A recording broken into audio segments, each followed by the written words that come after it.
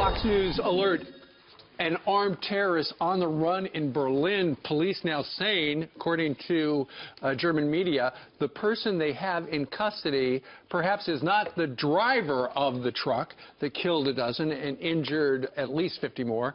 That attack last night, just one of 3 in Europe on the same day. That's right. Here to react, author of Defeating Jihad, Professor Sebastian Gorka. Dr. Gorka, thanks for being here this morning. Just out the gate, your reaction to yesterday.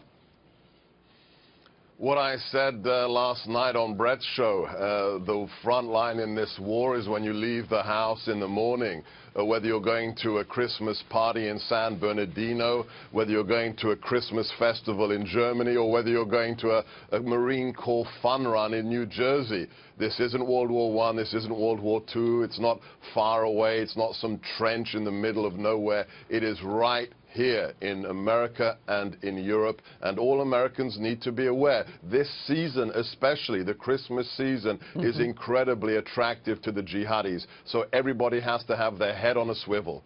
Yeah. Are they targeting Christians?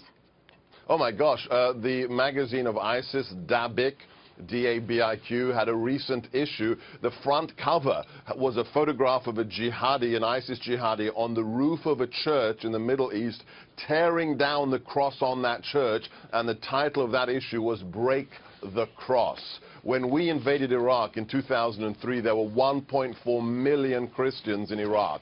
Today, with the declaration of the Islamic State and the rise of ISIS, there are less than 200,000 Christians left. Absolutely, Ainsley. They are targeting Christians in the Middle East, in America, and in Europe. Okay.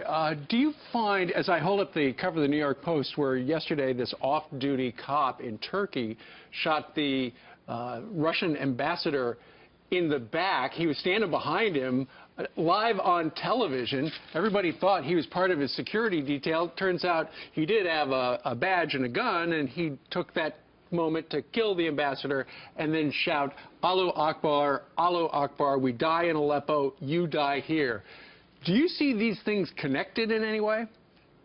Absolutely. So, Steve, this idea, there's this phrase that floats around D.C. called lone wolf terrorism. I completely reject it. Lone wolf is a concept designed to make Americans stupid. There is no such thing as lone wolf terrorism. Whether you're the Tsarnaev brothers in Boston, the 9/11 hijackers, this police officer in Turkey, they are all connected, and the connective tissue is the ideology of jihadism. We have to understand, people aren't just sitting in their basement one day, go on the internet and suddenly become jihadis. That is bogus. They buy into the narrative of jihad, they choose that lifestyle, and then they kill the infidel. Dr. Gorka, you know, we've heard our president-elect talk about securing our borders, extreme vetting, crushing ISIS, rebuilding our military. We know he's taking this threat seriously. But in Germany, 1.1 million refugees have come in 2015 alone. Angela Merkel has admitted it was the wrong approach. What can they do now in Europe,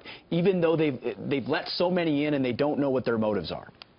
Well, this is the real issue, and Angela Merkel just gave her press conference when she said, we will live in freedom and in openness. No, you won't, Angela Merkel, as long as you have 1 million refugees who you haven't vetted.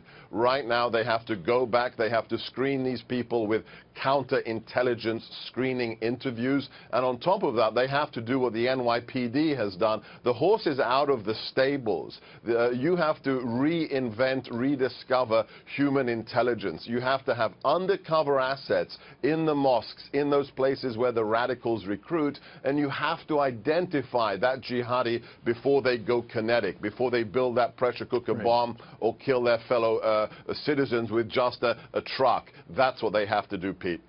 All right. Dr. Sebastian Gorka joining us from our nation's capital. Doctor, thank you. Appreciate it.